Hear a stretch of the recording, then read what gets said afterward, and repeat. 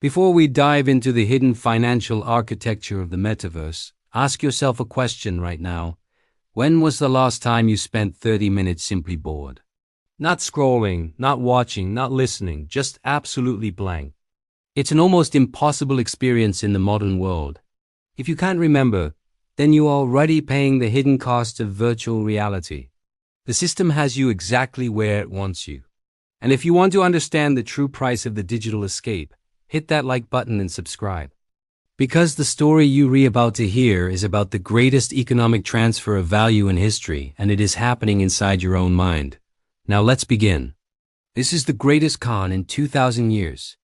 It doesn't involve paper money, national debt, or central banks, not directly. This con is about value and how it is being silently extracted from the one resource you cannot print, borrow, or buy back: your attention. The grand illusion is that the internet, and soon, virtual reality, is free. Facebook is free, Instagram is free, TikTok is free, the promise of the metaverse is free. But as the old saying goes, if you are not paying for the product, you are the product. We accepted this idea believing the cost was simple: watching a few ads. But the true hidden cost goes far deeper, straight to the core of your economic and psychological agency. For centuries, empires and governments used hidden financial tricks to consolidate power and wealth. Look back to ancient Rome, when emperors needed to finance legions but feared angering the populace with open taxes, they turned to debasement. The coin's name didn't change, the denarius was still the denarius, but they quietly chipped away at its silver content. A coin that was once 95% pure silver eventually became a disc of copper with a silver wash. The ordinary Ramong saw the same coin, but its value was rotting from the inside. The emperor got to spend more without raising taxes, and the common man paid the hidden tax of evaporated savings. It was a silent, lethal transfer of wealth masked by the illusion of permanence. Now, fast forward to today. The new empire is not a geographical state, it is the boundless, interconnected virtual world. And in this new empire, you are not the consumer, you are the resource, and your attention is the silver denarius. The debasement of your attention is happening right now, engineered by trillions of dollars in research and development.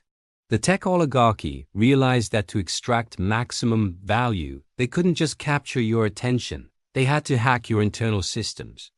They realized the currency, your focus, was too valuable to be left to chance. The algorithms that govern every platform are designed for one purpose only: to maximize time on platform. This is the digital equivalent of the Ramong emperor constantly reducing the silver in the coin. Each viral outrage post, each perfectly tailored dopamine hit, each endless scrolling loop, these are the corporate mints diluting your mental currency. The denarius of attention, once capable of focused reading, deep work, and sustained meaningful conversation, is now diluted into fragmented, shallow bursts of reaction and stimulus. You spend an hour staring at a screen, feel exhausted but restless, consume 50 pieces of content but retain zero insights.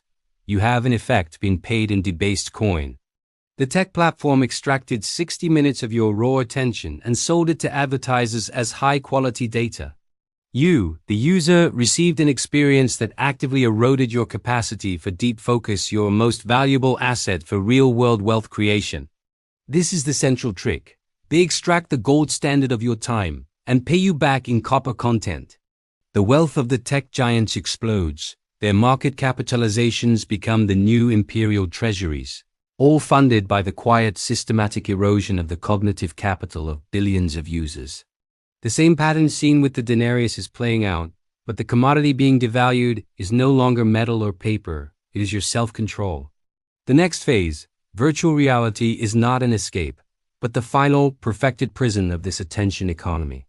While two-dimensional screens could only capture your sight, the metaverse demands your entire sensory input. This is the forced loan of the 21st century.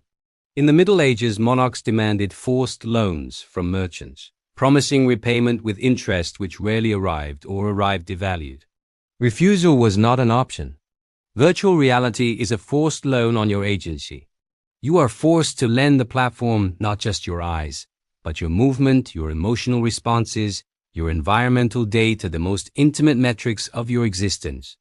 You wear the headset and suddenly the system is capturing biometric data. They know where your eyes focus, how your body reacts, the speed of your decisions. This is data that goes far beyond a simple click or a like. It is the data of your soul, and it is being taken under the guise of entertainment or convenience.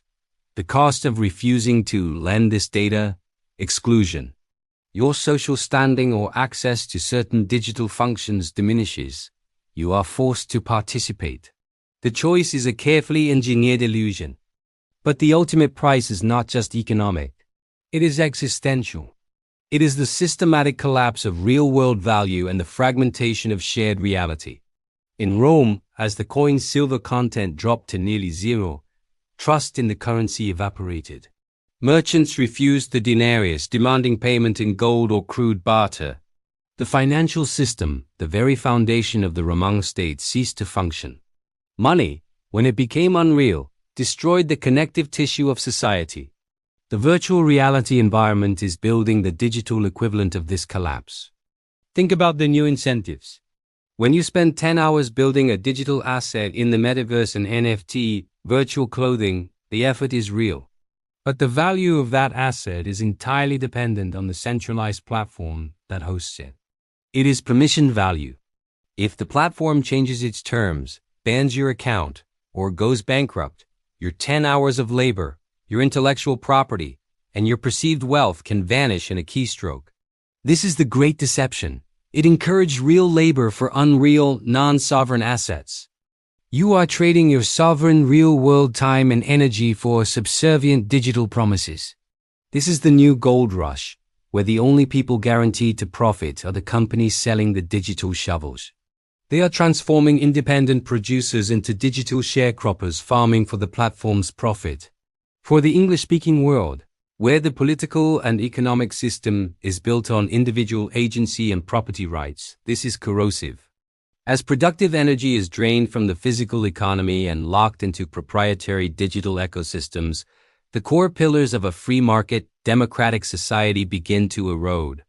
The most insidious hidden cost is the erosion of shared reality and identity.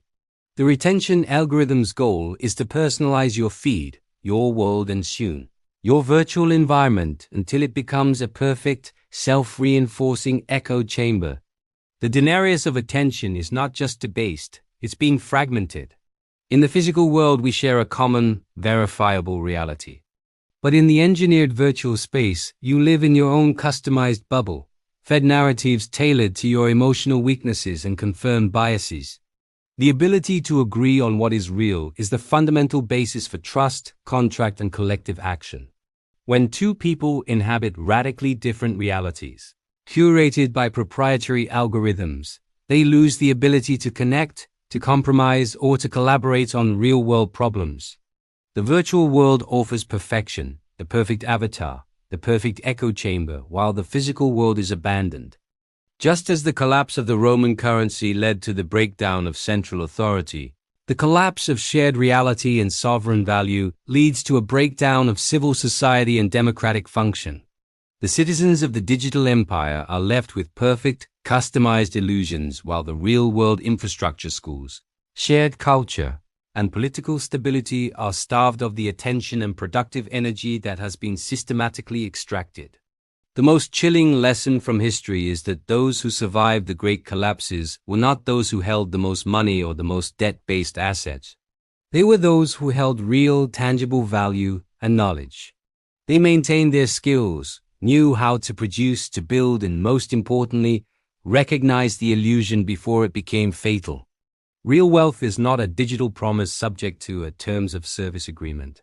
Real wealth is your capacity for deep, independent thought.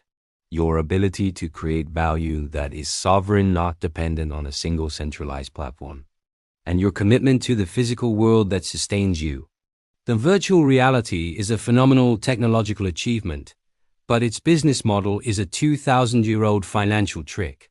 They want your time, your data, and ultimately, your reality. The choice is yours. Will you continue to pay the hidden cost by trading your sovereign time for subservient digital promises? Or will you reclaim your focus, reject the debased currency of distraction, and start building value that the algorithm cannot steal? The system only works if you play by its rules. But history shows you can always opt out of the trick. The greatest defense is knowledge. If this deep dive into the hidden economics of tech woke up that primal financial defense mechanism in your mind, then do two things right now. First, share this video, break the algorithm's hold on this vital information. Second, tell us in the comments what real-world skill or asset you are building to make your value sovereign and untouchable by the digital debasement. Your answer will be the ultimate form of financial resistance. Don't be a digital sharecropper, be a builder. The real world still awaits your attention.